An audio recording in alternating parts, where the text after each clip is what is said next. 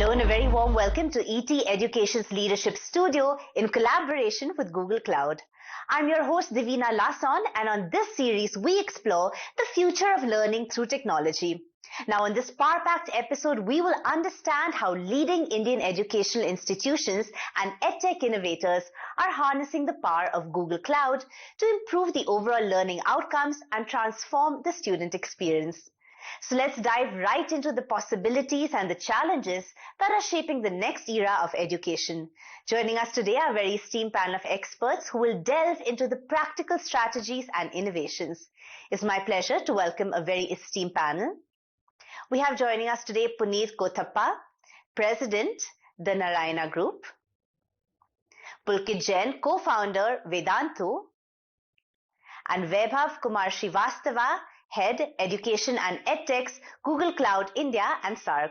All right, gentlemen, a very warm welcome to ET Studios. Thank you so much for joining us. Such a pleasure to have you today. Thank you. Thank you. Thank you. Thank you. So, we're so excited to have this conversation with you because it's all about improving the learning outcomes in educational institutions such as yours, and of course, ultimately understanding in today's day and age what is the impact of technology, and today specifically cloud that we're talking about. So, love to get all your insights. Puneet, shall we kickstart with you? So, of course, in your institute, you cover thousands, maybe more than that, students across the country. Can you give us a little bit of insight, a little bit of context setting on how tech is really enabling a better academic performance, better experience overall for the students, and of course specifically how cloud infrastructure is a support system to all of this? Of course, so I think it's not thousands, it's about 600,000 now in a Narayana classroom across the country. But cloud infrastructure and technology plays a very, very important role in two aspects. One of them being for the scale that we built, okay, and the second being inside the classroom. And I'll explain in a minute what these two mean. One, the scale is because we are now in 23 states, we need to control the quality of the classroom, we need to control teachers, what they're teaching. We have a centralized curriculum that goes out delivered to the mobile phone of a student or for teacher on a daily basis with the lesson plan, which is centralized and all those things. This helps us maintain the quality across our 800 schools across the country, right? Secondly, in the classroom also there's a lot of technology being initiated.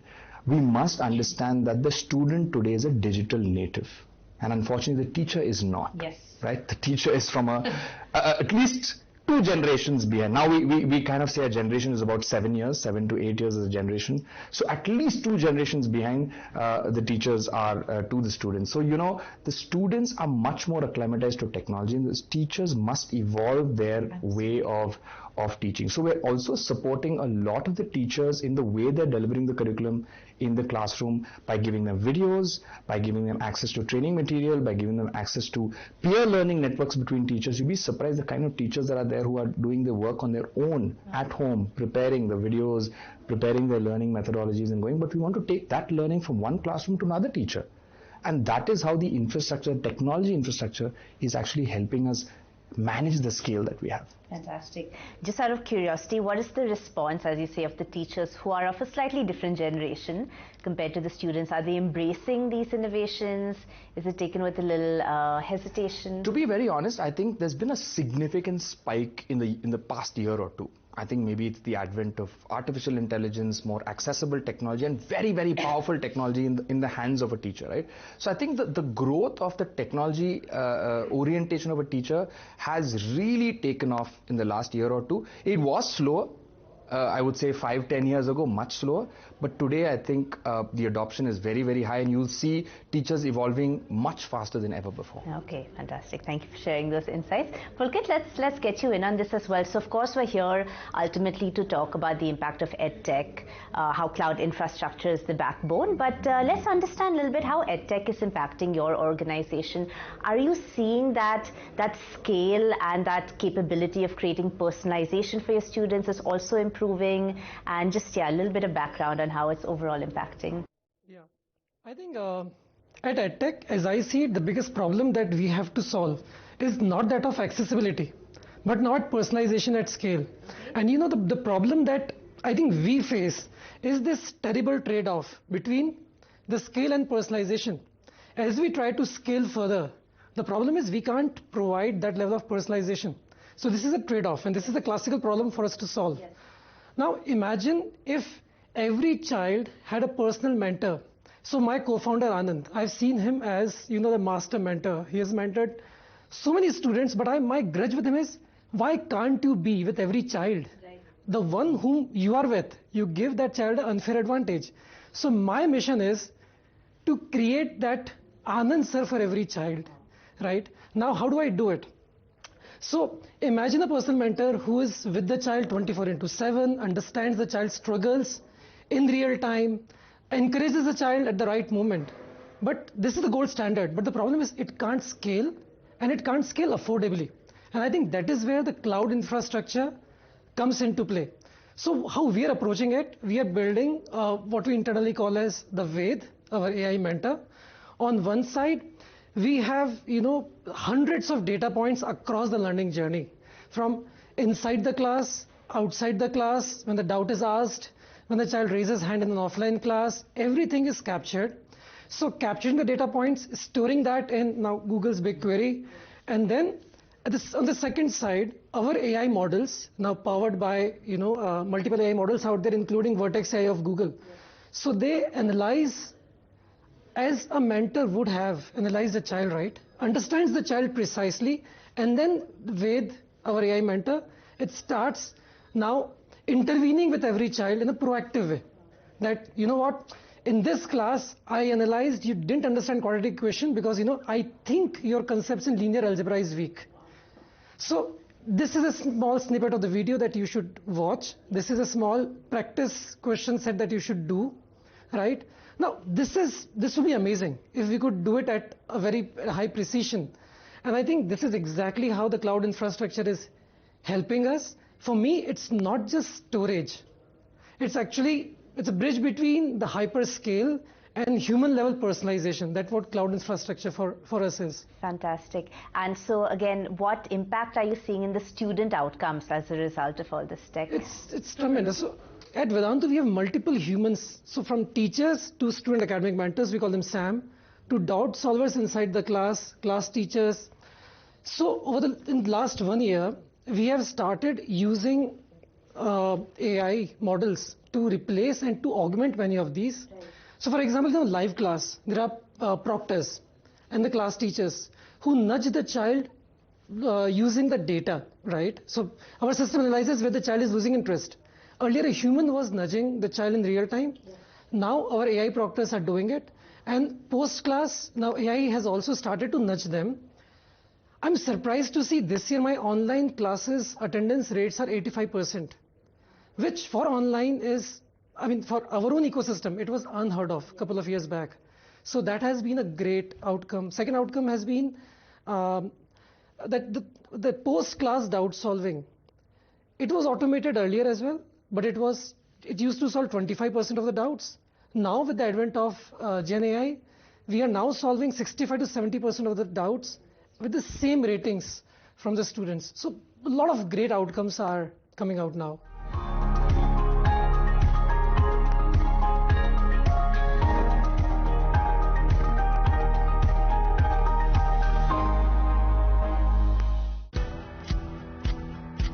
She provides you with overall outlook of market coverage. With her keen eye for detail and an expertise at insightful interviews, she brings clarity to the stock market and beyond. Ankita Saxena, only on ET Now. Burst of colors.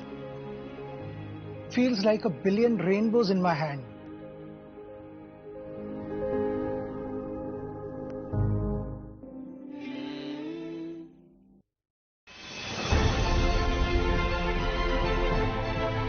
Uttar Pradesh is building a justice system where science strengthens policing, technology transforms investigations, and justice is delivered to citizens with speed, precision, and transparency. न्यायिक व्यवस्था में digital बुनियादी ढांचे के निर्माण के साथ ही interoperable criminal justice system के अंतर्गत e courts, e policing, e prison, e prosecution और ई फॉरेंसिक के इंटीग्रेशन के लिए भी प्रदेश सरकार पूरी प्रतिबद्धता के साथ कार्य कर रही है। Under the visionary leadership of Chief Minister Yogi Adityanath, Uttar Pradesh has strengthened its forensic infrastructure with 12 advanced labs and mobile forensic vans in all 75 districts, enabling instant evidence collection and faster trials. न्यायिक व्यवस्था को और भी सुदृढ़ बनाने के लिए, न्याय को और भी सुगम और त्वरित बनाने में राज्य सरकार भी अपनी भूमिका का निर्वहन कर सके। The state government has embraced advanced technologies such as AI, drones and robotics in policing to strengthen surveillance and enable quicker response during emergencies. Uttar Pradesh, delivering justice powered by science and technology.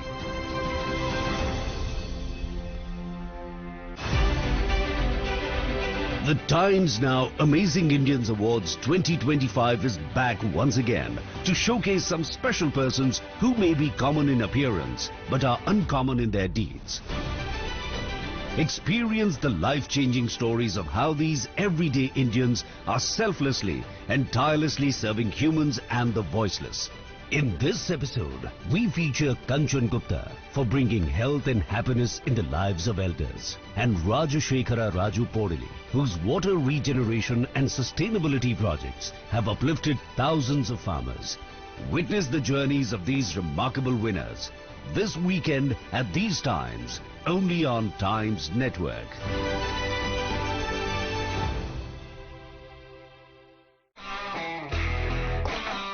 News is not just one story, one voice, or one perspective. It's a world of reflections waiting to be uncovered. At News Hour Agenda, we bring every reflection into focus. From the loudest voices to the unheard whisper, we break through the noise to find the truth. Join me, Madhudas Gopalakrishnan, weeknights at 10 p.m. on the News Hour Agenda.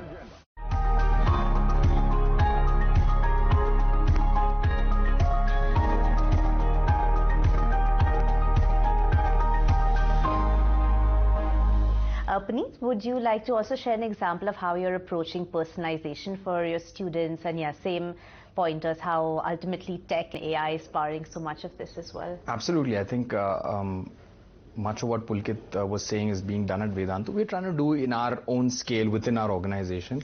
I think one of the lowest hanging fruits with AI is doubt solving. Yes. I think it was a massive thing, and kids have doubts, but they're sometimes shy to raise their hand in a classroom. They're worried about what the kids are going to, what other people are going to think. Was the teacher really going to answer that? And some teachers are also get impatient because the doubt may not be at pace with the class. But now with AI, we've now powered our internal AI doubt solving engine with Gemini, and it's really good. And I went and visited some schools in Rajasthan and Gujarat the other day, and I asked them, how are you using it? They said, it's fantastic. We've never seen anything. We feel like a teacher's talking to us. And I didn't tell them. Kids don't understand that this is what we're doing at the back end, but it is really, really powerful. That is one lowest hanging fruit. Second one is subjective evaluation. Okay? I don't think 18 months or 2 years from now, any teacher will ever have to evaluate a subjective exam anymore. Wow. So we have a technology internally which recognizes handwriting, uploads it onto the system. There is a question paper and answer paper already uploaded.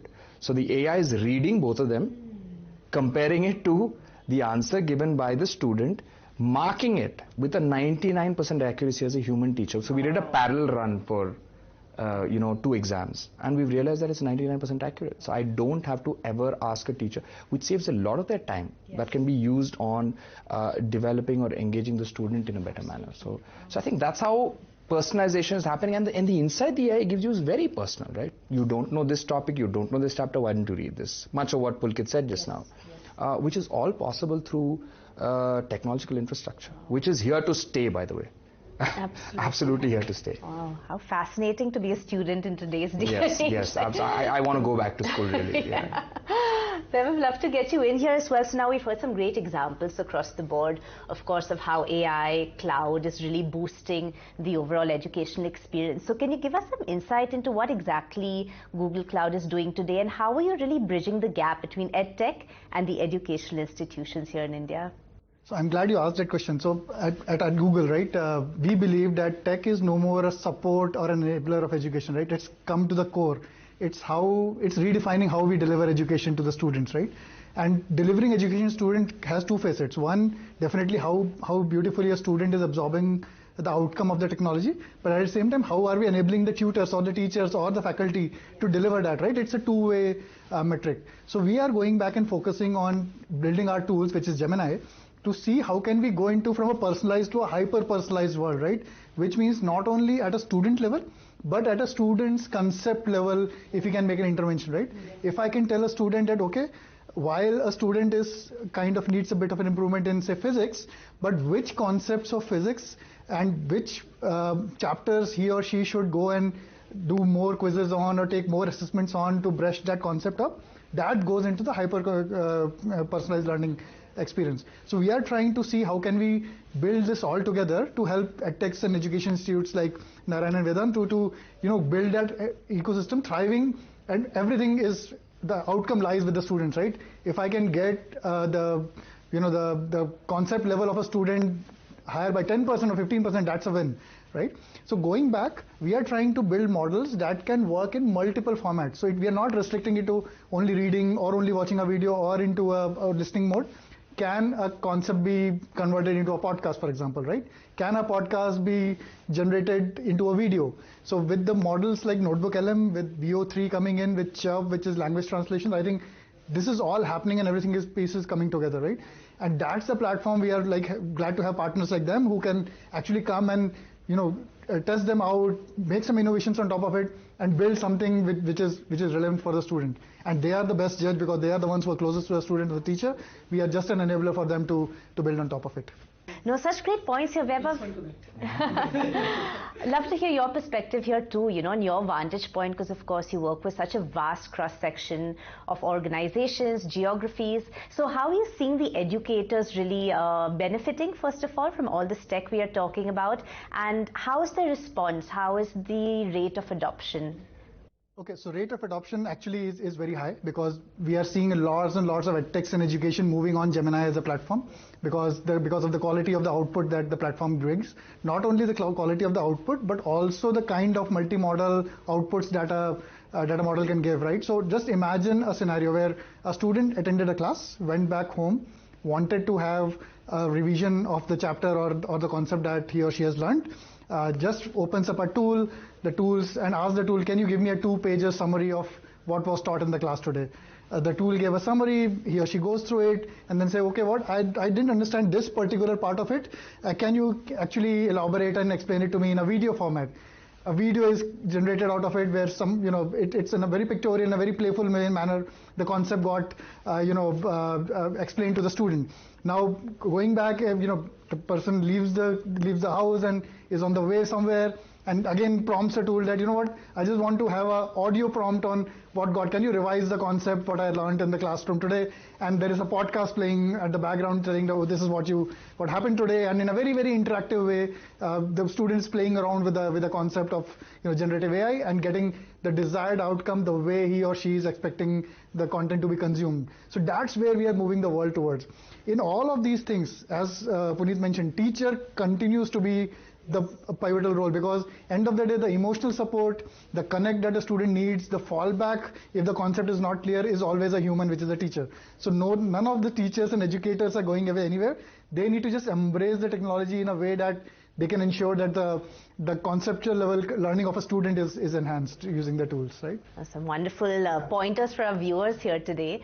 Gentlemen, thank you so much. So slowly as we wrap up, love to hear from each of you closing comment on how ultimately you see this cohesion of EdTech, educational institutions, and of course the cloud providers really working together harmoniously to ultimately create the best possible experience for students in the 21st century. I think it's an amazing time that we're in, and I'm really glad to be at this age or era that we're saying. And you know what? We used to look earlier to the West for great education.